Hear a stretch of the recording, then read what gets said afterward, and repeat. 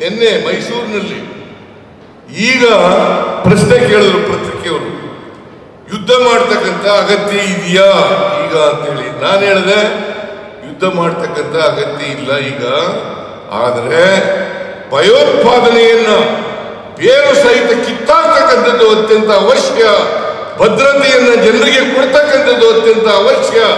ಆ ಕೆಲಸವನ್ನ ಮಾಡಬೇಕು ಅಂತ ಹೇಳಿದ್ರು. ಕೆಲಸವನ್ನು, ಇದು ಬುದ್ಧನ ನಾಡು,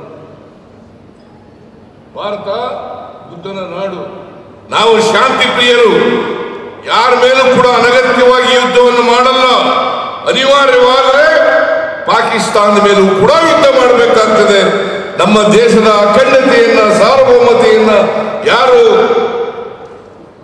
ಅದನ್ನ ಕಡಿಮೆ ಮಾಡಲಿಕ್ಕೆ ಪ್ರಯತ್ನ ಮಾಡ್ತಾರೆ, ಅದನ್ನ ಸಹಿಸಲಿಲ್ಲ, ಭಾರತ ಸಹಿಸಲ್ಲ ಅಂತ ಹೇಳಿದಂತ ಮಾತುಗಳನ್ನ ತಿರುಚಿ ಸಿದ್ದರಾಮಯ್ಯನವರು ಪಾಕಿಸ್ತಾನ ಮೇಲೆ ಯುದ್ಧ ಮಾಡೋದು, there is no need of war ಅಂತ ಹೇಳ್ಬಿಟ್ಟಿದ್ದಾರೆ. There is no need of war.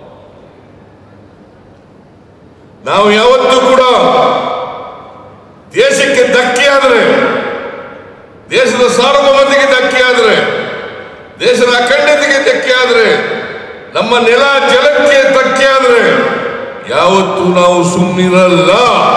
ಯಾರೇ ಆದ್ರೂ ಕೂಡ ಅವ್ರ ಮೇಲೆ ಯುದ್ಧವನ್ನ ಮಾಡೇ ತೀರ್ತೀವಿ, ಅವರನ್ನ ಬೊಕ್ಕು ಬಡಿತಕ್ಕಂಥ ಕೆಲಸವನ್ನ ಮಾಡ್ತೇವೆ ಅಂತಕ್ಕಂಥ ಮಾತುಗಳನ್ನ ಕೂಡ ನಾನು ಈ ಸಂದರ್ಭದಲ್ಲಿ ಹೇಳಲಿಕ್ಕೆ ಬಯಸ್ತಾ ಇದ್ದೇನೆ.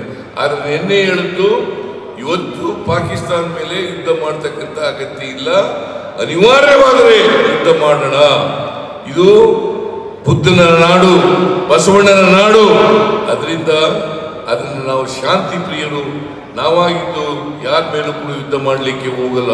ಆದರೆ ನಮ್ಮನ್ನು ಕೆಣಕಿದ್ರೆ ನಾವು ಸುಮ್ಮನೆ ಇರಲ್ಲ ಅಂತಕ್ಕಂಥ ಮಾತುಗಳನ್ನ ಹೇಳಿದೆ.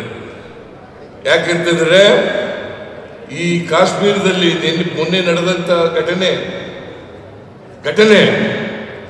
ಆ ಘಟನೆ 26 ಜನ ಭಾರತೀಯರನ್ನ ಉಗ್ರರು ಕೊಂದಾಕಿದ್ದಾರೆ. ಕೆಲವು ವರ್ಷಗಳ ಹಿಂದೆ 40 ಜನ ಪುಲ್ವಾಮಾ ಇನ್ಸಿಡೆಂಟ್, 40 ಜನ ಸೈನಿಕರನ್ನು ಕೊಂದು ಹಾಕಿದ್ರು. ಭಾರತ ಅವತ್ತಿನಿಂದ ಎಚ್ಚೆತ್ತುಕೊಂಡಿದ್ರೆ ಅನೇಕ ಜನ ಕಾಶ್ಮೀರಕ್ಕೆ ಪ್ರವಾಸಿಗರು ಹೋಗ್ತಾರೆ. ಅಲ್ಲಿ ಭದ್ರತೆಯನ್ನ ಏರ್ಪಾಡು ಮಾಡಿದ್ರೆ ಅಷ್ಟು ಜನ ಸಾಯ್ಲಿಕ್ಕೆ ಸಾಧ್ಯ ಇರ್ತಿರ್ಲಿಲ್ಲ. ನಾನು ಈ ಉಗ್ರರ ದಾಳಿಯನ್ನ ಕಡಾಖಂಡಿತವಾಗಿ, ಖಂಡ ತುಂಡವಾಗಿ ಖಂಡಿಸ್ತೇನೆ ಅಂತಕ್ಕಂಥ ಮಾತುಗಳನ್ನು ಹೇಳಲಿಕ್ಕೆ ಬಯಸ್ತಾ ಇದ್ದೇನೆ. ಯಾವ ಈ ಉಗ್ರರ ದಾಳಿ, ಭಯೋತ್ಪಾದನೆ, ಇವುಗಳನ್ನ ನಾವು ಯಾವತ್ತೂ ಕೂಡ ಸಹಿಸಲ್ಲ ಅಂತಕ್ಕಂಥ ಮಾತುಗಳನ್ನು ಈ ಸಂದರ್ಭದಲ್ಲಿ ಹೇಳಲಿಕ್ಕೆ ಬಯಸ್ತಾ ಇದ್ದೇನೆ.